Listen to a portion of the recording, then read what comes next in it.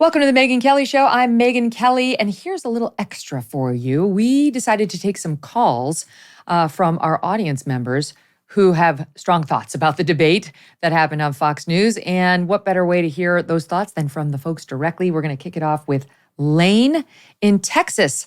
Lane, thanks for calling. What are your thoughts on how the debate went? Hi, Megyn. Two thoughts on Ron DeSantis. I'm a Florida guy. I'm just traveling through Texas working, but I really wish when the Ukraine thing came up, I think people would have sat back in their seats if he would have said, hey, these are my feelings right now. I'm pretty sure I'm right, but until I get in that office and I get briefings that no one else on the planet gets, I'm not 100%, and I am open-minded. I think people would have sat up in their chair and said, whoa, honesty, how about that? Yes. And the other thing is, well, maybe not, but the other thing is, we've had a couple of years in Florida to get used to this guy. He never sleeps. He gets a lot done, but he's hard to like, and he doesn't have time to make people like him. So I kind of agree with you guys that he's not going to make it. So, why is he hard to like? He just doesn't have any sense of humor. He's straightforward, and he seems like if you disagree with him, he really comes at you hard. Even though, most people did agree with his stance on Disney, he got the bridge rebuilt through the hurricane in Fort Myers in 3 days, so he could get supplies. But he's just there. He has he's not quick-witted, and he's just kind of a boring guy. But the guy's a worker. He gets everything done, but he's not going to be able to show the country that in time, I don't think. I mean, maybe just being the policy guy could have worked if there were not a Trump, but there is a Trump. And so something extraordinary is going to be required for any of these guys, unless, God forbid, something terrible happens to Trump. And then the field goes back to, respectfully, again, the B team last night. They're not going to get it done. Something extraordinary would have to happen. And it didn't. Last night wasn't it. Lane, thank you for calling in. Let's go to Ann in Arizona. Ann, hi. What are your thoughts on the debate? I just thought nothing they said up there changed my mind one moment. I have 3 daughters. I'm not really focused on women's issues, but they never even asked about the whole girls in sports, the trans kids things. Right. And that kind of stuff really upsets me, makes me stand in my chair and go, what the F is going on in this country? But, Lane, we had a question on UFOs. I mean, I just thought it was so ridiculous. Right. All my daughters are swimmers. When the Leah Thompson thing happened, I was like, are you kidding me? Are you kidding me? I live in a city that's very liberal, very liberal. Me and my conservative girlfriends, we have to huddle together to discuss issues of, what do you think about this? What do you think about this? If we say things to our liberal friends, they are crazy. And I'm really, I have been a Trump supporter, not from day one, but I did vote for him twice. I actually have a daughter who's a huge Trump supporter. And I'm really worried about him being our candidate again, because Why? I see the hate on the other side, demotivating hate. I mean, it's visceral. The Trump derangement syndrome is crazy where I live. And I see it, and I'm like, I wish he just wouldn't have entered, Will I vote for him if he's our candidate? Yeah.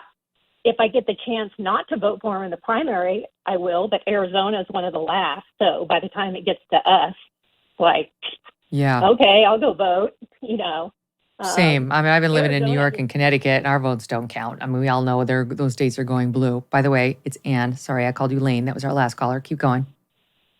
And that's okay. I live in Arizona. I'm actually a Texan. I live in Arizona, but I see the California migration into Arizona, into Texas, and that scares the hell out of me because those people aren't coming here and going, "Ooh, I love free Arizona and free Texas." Arizona is now a blue state, pretty much. Mm-hmm. Mm-hmm. What do you think? I mean, here's the question, because I think Trump would say, and he would say, they're gonna hate any Republican nominee and try to destroy them the way they are me. I think you could definitely make that case on DeSantis. They hate him for sure. Yes. Maybe Vivek, who's upsetting them right now, or certainly will if he keeps talking the way he did last night. But what do you really do you think he's wrong?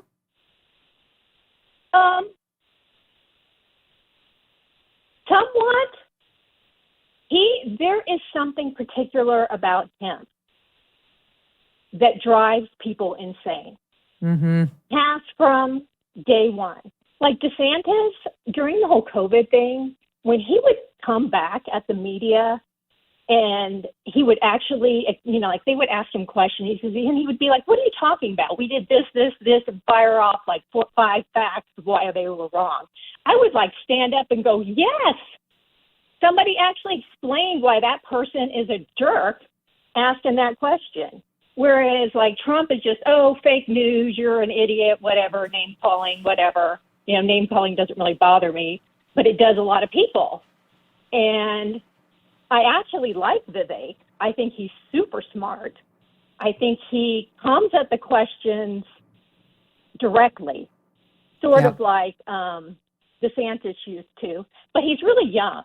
And like some of his policy positions, I think are a little too like extreme for me. Like, let's just ban everything and start over. Well, that's not going to work. We need to work with some reform to get some of these people out. I don't know what that's going to look like, but I just don't want to be like, "Oh, let's ban the FBI." Well, there is a purpose for the FBI. Yes, there is. Yeah. And I know it's some of the stuff that just sounds good. It sounds good to a faction of the Republican base, but realistically, do we want to get rid of the group that's searching out, terrorists from other countries who are here laying in wait, trying to hurt us again? I don't know. Down to the studs is one thing, but keep the studs at least and rebuild. And like child trafficking, I'm a huge proponent of what's going on with child trafficking. I'm like, I don't understand why the Democrats are okay with open borders when it causes women to be raped and children to be raped all through Mexico on their way here. And then when they get here, we don't even check who's brought them across.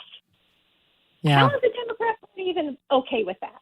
And then I watch the Republicans answer stuff, and I'm like, "That's your answer?" I'm like, "You can't be more direct on that. Like, you can't come at that, Even if they're wrong, right? It would be so nice to see them take a risk. That's what I liked about Vivek is just he'll take a risk. Even if he's wrong, he's bold about it. And I think he would admit I was wrong or my thinking changed. And like our first guest was saying, our first caller, I think the party would forgive him for that evolution. But right now you can tell when they're lying and they're doing the politician thing. And it's just, if we still had the old, funny Saturday Night Live, couldn't they be having a field day on what we saw on Wednesday night with like the Pence super serious with the furrowed brow and the long pauses and the repeated references to his faith, and the Vivek with like the huge toothy smile and the making fun of everybody, finger in the air, and "You come here and hug me, big guy." And like there's just such a funny cast of characters, but authenticity probably hard to find. Listen, thank you for calling, Ann. Such a pleasure talking to you. Let's keep going. Linda in California is on the line. Hi, Linda. What are your thoughts on the debate? Hi, Megan. Well, first I want to say thank you for standing up for girls' sports. I am retired military, a nurse. I feel like they've missed the opportunity to address us independents. And I feel we're the ones that are going to be deciding this election. It's not the people who are going to they're going to vote for Trump, and it's not the people in the Biden. It's going to be us in the middle and how they choose to move us over to their side. And I think last night they all missed it. I was liberal, pretty liberal, independent, and now I'm pushing more. They're pushing me over to more conservative. I am in San Diego, but I moved to Nevada. I'm one of those people that have moved over to a different state. But I think everyone should be thinking, what about the independents? How are we going to get them to see our side? And I feel like I'm totally ignored by both parties. It's so hard. The Republican Party's been having this debate for many years. And I think of somebody like Ann Coulter, who's been sounding the alarm saying the answer is not to go more moderate. For the love of God, pick a true conservative, rally the conservative base. They will turn out in droves. That's how you win elections. She did not like McCain, for example. She did not like Romney. She did like Trump because she's pretty much a single issue voter on immigration. And this time around, she's pushing DeSantis very hard and can't stand Trump. But they've been debating within themselves for years about, do you sort of excite the base or do you play more for the general and think about independents like you, Linda? And I don't know that they've, figured it out. Because I think really, when we look at it, who's going to tip the scale? It's going to be me. It's going to be the people like me. And that's what they need to be focusing on. It's not going to be the strict Republicans and the strict Democrats. What can make me choose their side? I don't like either one of them, to be honest. I was very open to hearing all the different Republican candidates last night. But, there were a lot of questions that they didn't ask that I wanted to hear. I didn't want to hear about UFOs. I did want to hear about, I'm a nurse practitioner. I do care about the children in this country and what they're doing to them. I do care about the schools. That was the education part of this was very small. But, and the military, I don't know if we really even talk about that in any detail. That's a good point.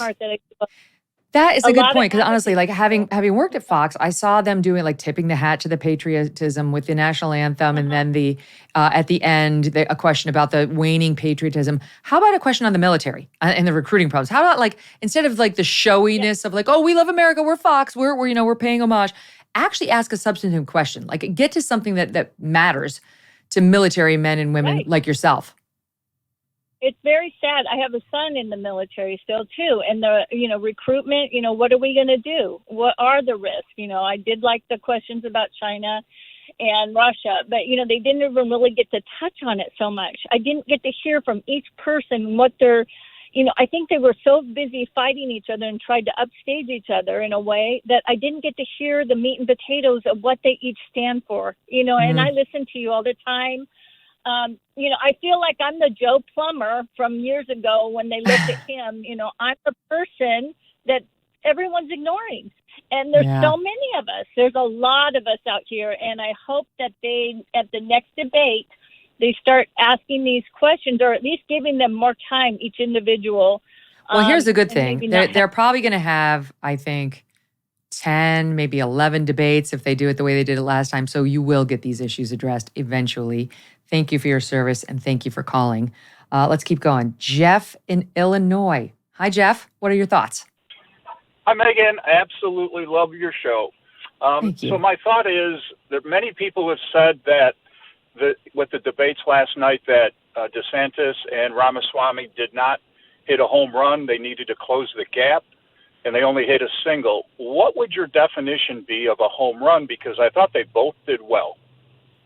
I'll give you an example. If I were Ron DeSantis, who's been as solid as they come on the issue we were just discussing, the transing of young kids, I would have said, something to the effect of, I think one of the problems we're having in this country is we're losing our tether on reality. We're actually transitioning little boys into a fake version of a little girl. And that man at the end of the stage, Asa Hutchinson, who has no business being up here, he has zero shot in this race, who's taking time from valuable candidates who actually do have a shot, is part of the problem. Let me give you an example of what he did. And boom, it's not because Asa Hutchinson is a threat. It's to show us who you are, what you stand for, and that you're a fighter. And you can put our concerns into words in a way that will excite us and resonate with us. DeSantis didn't do it. He can do it, but he didn't do it. And then he had Vivek, who kind of tried to do it. I thought his best answer was on the climate change. I know that, some people found it controversial, but when he started going off on the climate change, I thought it was great. On education, I thought it was really good. He probably came the closest. And the others really just kept interjecting to snipe at one another, which is fine. You can try to take somebody out, but you got to quickly pivot it to something that's really going to make me say, yes, as the kids would say, yes, queen. That's what I would say. What do you think, Jeff? I thought they all did well. I thought DeSantis did well. There's all this talk about him being so stiff. He's a military man. I love the military people.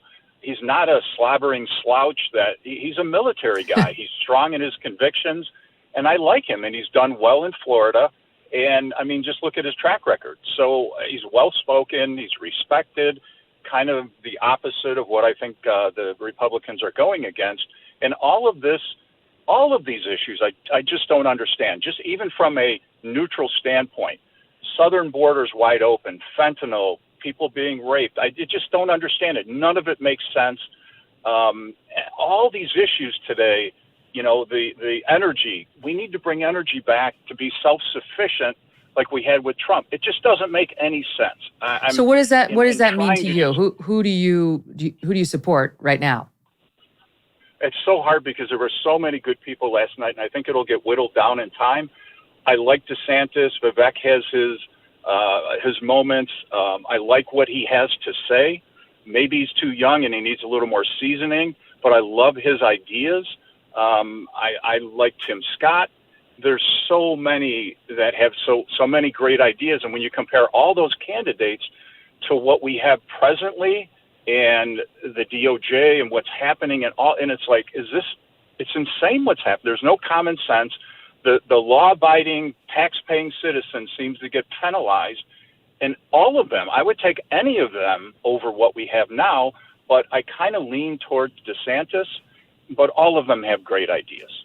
Mm-hmm. Well, it's good for the RNC to have 10, 11 debates. Keep putting them out there. Keep exposing the electorate to their ideas. That, from that perspective, it's an advantage to be in the non-incumbent position. Though, historically, it's very hard to convince the country to fire an incumbent, which is what they're asking. Thank you for calling, Jeff. I appreciate it, and thanks for listening. Let's go to Vicki in Michigan. Hi, Vicki. What are your thoughts? Hi, Megyn. I have three things that you spoke about. One, did I watch Fox News debates? No. I quit watching Fox News during the COVID crap. When they started pushing stuff, I said, all right, I knew I would see the highlights, on social media, on the news. I'm not going to waste my time.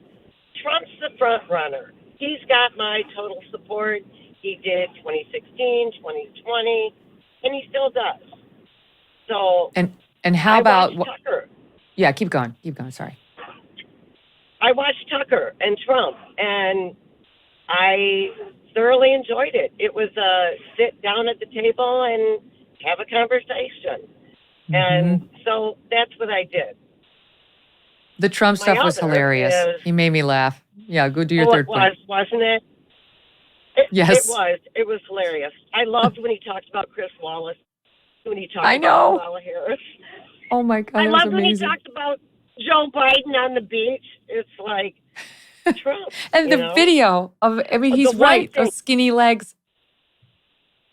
I know. It's like, oh, please. So, but on one of the highlights that I did see today on Fox, I was extremely disappointed. This big sort of democracy across the backstage. Yeah. And not one single American flag. What's with that? It's so unlike them. It's about America. This is about America, our president. Not one single flag was up there. I didn't notice that. Yeah, I did notice you got somebody like Vivek who now suddenly is wearing the American flag pin. He never was wearing an American flag pin. I like that. I don't like. It's like, come on. If you don't wear it normally, don't wear it now. What? I guess, okay, now you're running for president, but please, if you are that patriotic, I know lots of people who wear the American flag pin who are not running for president. And they tend to be ex-military. They love the country, but it's whatever. I don't like it when people use it. Exactly. I have the American flag flying in my front yard, but it's not because I'm a certain political party. It's my country, Yeah. And don't be something you're not just because you're running for a position. Yes. I mean, like, that's one thing I like about Chris Christie, I will say. He's authentic. He's sort of authentically a prick, but he is authentic about it. Like, he's like, this is what I stand for. I'm pissed off. I can't stand Trump. I don't like what's happened to my party. And I'm just going to say it. Like, I don't detect any false notes from the guy. Exactly. And you're right. He's a prick. So in regards to, you had said on your program earlier today, Vivek had stated, Trump's been like the best president ever. Why is he running? Yeah. I have a thought, and it goes into another topic that I was ready to talk about because I didn't think you were going to, and you did at the end. I think Vivek is running for a just in case. Just in case Trump is indicted, is charged with something. Is convicted, just in case, right, just in case. And I pray to God every night, and I ask your viewers to, the protection of President Trump and his family, that an assassination attempt is not. That gave me a chill. I know. I mean, I just can't even imagine the chaos that would ensue. God forbid that happened. He's very well protected, thankfully, as he should be, as he needs to be. But do you get the sense that there are some who would root for it? There are some who would actually think he deserves it, that's some sort of death penalty for being incendiary politically. Why would they stop? Like, Tucker is asking good questions. They continue to up the ante against the guy, and he's unstoppable. He continues to not lie down. And, they want him to be a good dog and to lie down, and he won't do it. Listen, thank you for calling. Really, really good talking to you, Viggy. All the best. I appreciate you weighing in with everything. Let's keep going. Steve is in New York. Hi, Steve. What are your thoughts on this whole thing, the debate, the candidates? Well, first I want to say I'm from the Syracuse area, so I have a special place for you. And nice. I was speaking to my son. My son just graduated high school, and his friend, she's going into pre-law. And I told her that she should check out your book and look at your career and say, it doesn't matter what law school you go to as long as you work hard and that's right. You can graduate at the well. top of it. So. Thank you for that. Yeah. I love Syracuse. Every time I go back there, put on the John Denver, it brings up a tear. I love the neighborhoods there. They're just like a great place to raise a family. Cold and gray and snowy for sure, but it's kind of, it toughens you up. And then when you go to the rest of the country and you see them freak out about 2 flakes of snow, you have a good laugh and you think more of yourself. Right. Right. Well, you know what? It's a little scary. I mean, you haven't been around the area in a long time, but basically on the radio, there's like a stabbing or a shooting like almost every night. Oh my God! In Syracuse, and so the crime is just terrible up there. I mean, I don't live like literally in. I live out in the country on Route 20, so a little ways away. But it's just pretty scary, that. But it's happening all over. As far as the debate goes, the caller that you had was talking about the independents, and I was thinking that I listen to Ben. And I'm a big fan of him as well, and Michael and all them. But I listen to you every day also. But one of the things is they're talking about Trump winning the primary. What's the path in the general election? What's going to happen in Wisconsin, in Georgia, in Pennsylvania, in Arizona, Nevada, those states? And that's what really worries me. Yeah, you're not alone. I'm a big Trump supporter, But what I was going to say to you is that, women are such a huge key to this, and the moms, those 2 women that you have, the it's a no, it's a hard no. Yes, Carrie and Britt. Ladies, Carrie and Britt. Yeah, what's their thing they're called? The organization. The battle cry. The battle cry. Yeah, that's it. Yeah. Those women are going to be so important because that's who we need with the transing the children. And, the indoctrinating of children and all that, the growth in homeschool and stuff like that, that's just huge. I know. And I think that's going to be big. If Joe Biden is reelected or whoever winds, I mean, God only knows whether Biden can make it, Harris, Newsom, what have you, we're going to get so much more of it. They're actively working every day to open the door to more trans procedures for young ones, for more kink in our K through 12 education system, for persecution of parents who object to it, for the firing of anybody who doesn't go along with the madness. It's like most people are living their lives and not paying active attention to the amount of incentives Joe Biden has put in the federal government to schools and you can go down the list, workers, for creating these kinds of programs and rewarding these kinds of programs. And this guy, Rachel Levine, who's out there trying to praise clinic after clinic that wants to trans kids and get rid of the word women, that's all on Joe Biden. We're on a very dangerous path right now. So the GOP needs to choose the right person. And then I get why people think it's Trump. He's extremely strong. He seems to have his pulse on the finger of the electorate. Like he seems to actually see things in a way not everybody does about what's coming down the pike. But he did lose in 2020. And even if you think he lost because it's rigged, it's going to be rigged again. And so it's almost like whoever the Republican is, if they're going to win, they have to win by an overwhelming landslide. And so that you're really asking not just whether Trump could eke it out the way he did in 2016, you're asking, could he win in a landslide? Which of these guys or gals could win in a landslide? Because that may be what's required. It's scary, Steve.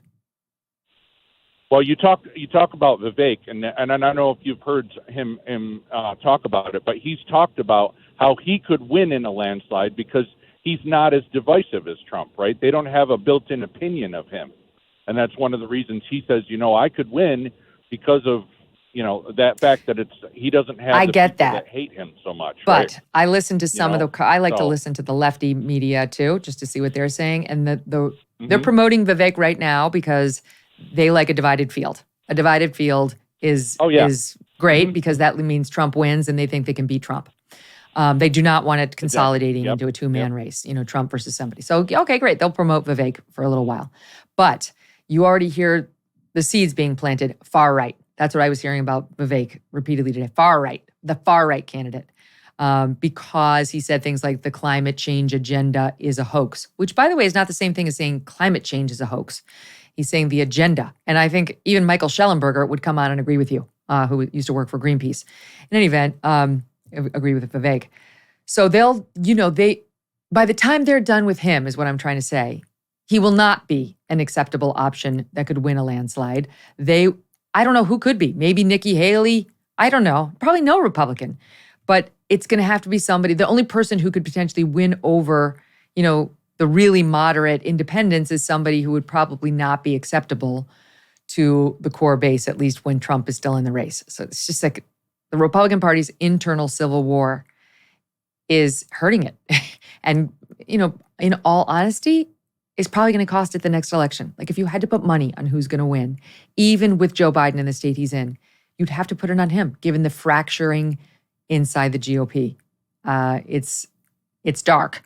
All right, Steve, thank you for calling. I'm going to get some other callers in. Let's go to Jessica in New York. Hi, Jessica. Hey, Megan. I'm so glad to talk to you. Your show is awesome. I try to listen most days. Thank you. But I wanted to call in because I listen to your show, and while I usually do agree with you on most things, your take on the debate, I had a few different opinions. But I love Trump, voted for him twice, very enthusiastic, supporter of Trump. But I was disappointed that he didn't participate in the debate. And I felt like after watching that there were some good options as Republican candidates. And I felt like I was surprised by some of the candidates as well. I've never really liked Nikki Haley. There was just something about her. I just I don't know. I just wasn't ever enthralled by her, but I did like her after the debate. I liked how she seemed like a fighter, and she explained things in a way that made sense. Like, for example, the Ukraine, when her and Vivek were going back and forth about. It was a good moment for her. Yeah, because I tend to agree maybe with Vivek, but I'm not a big supporter of Ukraine. I never really jumped on that ship when everyone's hanging their flags out and just throwing their support behind them.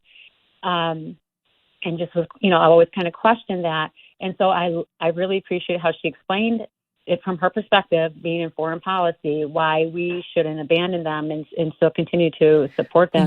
There's there's such a large group within the Republican Party that's more in the Trump, Tucker, now Vivek field. I've got to be honest. I think Vivek is just glomming on. I don't know that Vivek has any strong thoughts on foreign policy. I suspect he watches Tucker and says what Tucker says. That's my suspicion. Sorry.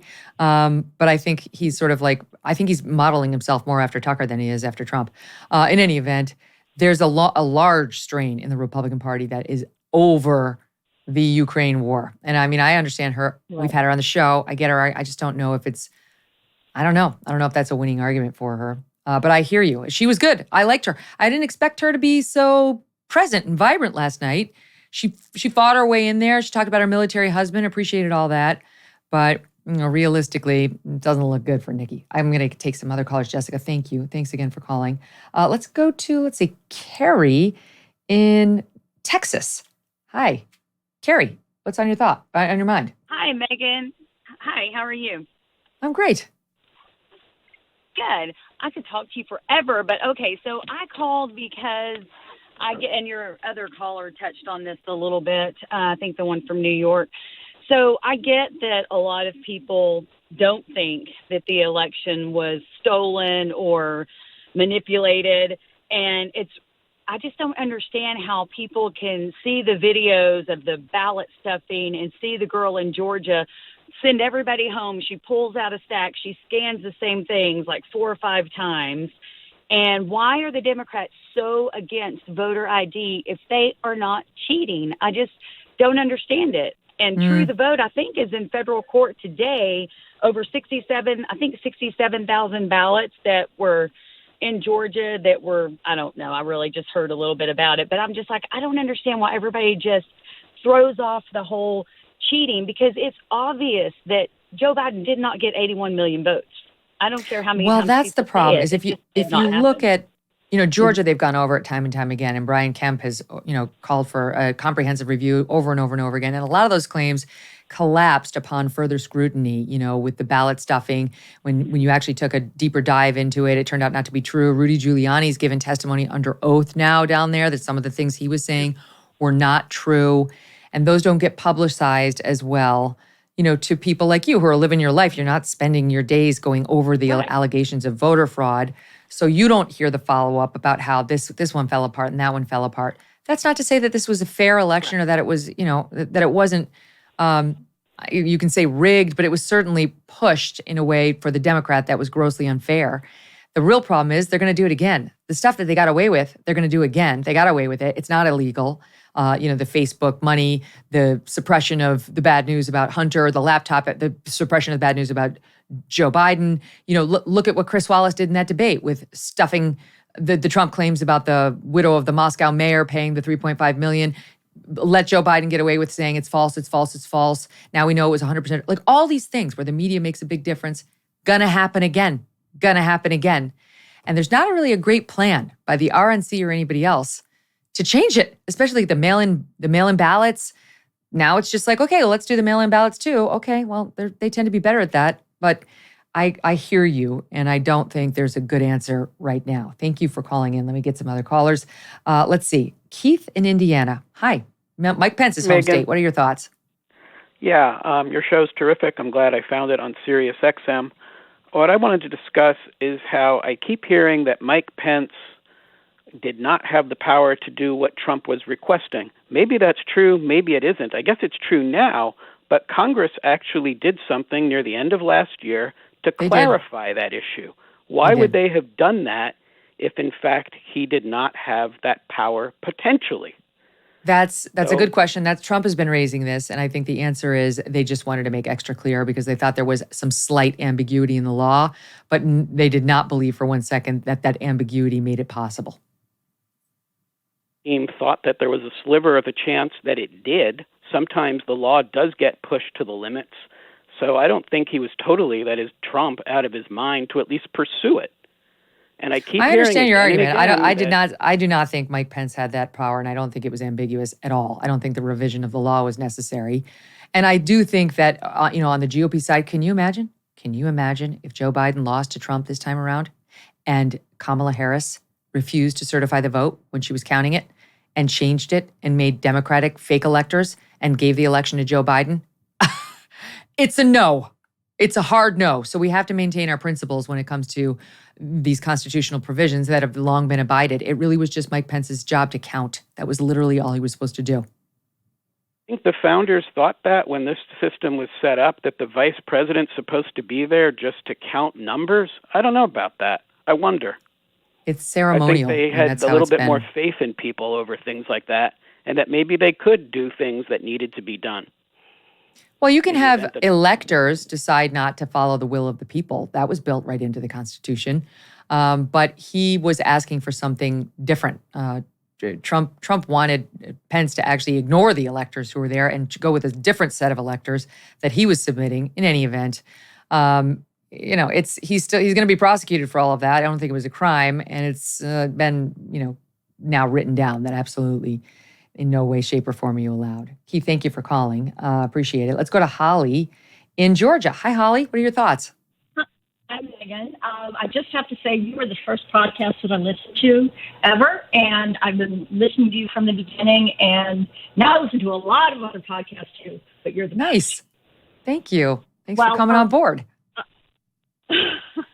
I had listened to the debate last night and then went to bed, didn't look at anything, didn't listen to anything, and just thought about what happened. And I totally agree that Tim Scott and Asa and Burgum are done. I just don't see how they move forward from here. On the other note of that, I did get my $20 gift card from Burgum. So good for you. I got a good book to read. Anyway, so Vivek stole the show, but it just seemed like it was too much. But I think he definitely made a name for himself. But again, Nikki Haley, I had cast her off as not being able to make it. She did a really good job last night, and I was impressed. She stood her own, that's for sure. Pence, on the other hand, he talked a lot. He was combative. He had a lot more chutzpah than I've ever seen him have, but I still don't think he's got what it takes. Can I say something? This is maybe people find this a weird question because I'm not exactly a flag-flying feminist and I'm not into identity politics either. But I will tell you something. I watched the debate with my husband and my 3 kids, including my daughter, who's 12, and I was really glad there was a woman on the stage. I really was glad. I was glad she was so strong. She didn't give an inch. She was aggressive. She was combative.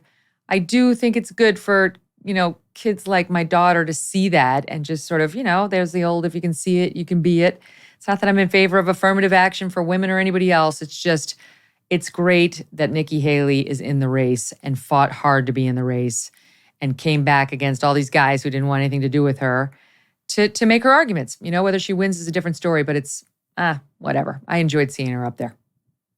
100% agree. I always like to see a strong woman. And there needs to be more of us out there who will say what we think and not back down. Amen. Thank you so much for calling in. Thanks, Holly, for being one of them. And thanks to all of our listeners and our viewers for spending the extra time calling in for the show. Just really had that need to hear not just from pundits, but from our people. And, we're open-minded to all these guys here on the Megyn Kelly Show. We're going to call it like we see it if we think they fall. We're right sometimes. We're maybe not so right sometimes, but it's fun to talk about it with all of you. It's really it's fun to hear your points of view. Thank you for informing us. And don't forget, we will be back on Monday with Stu Bergier and Dave Marcus. Don't miss that.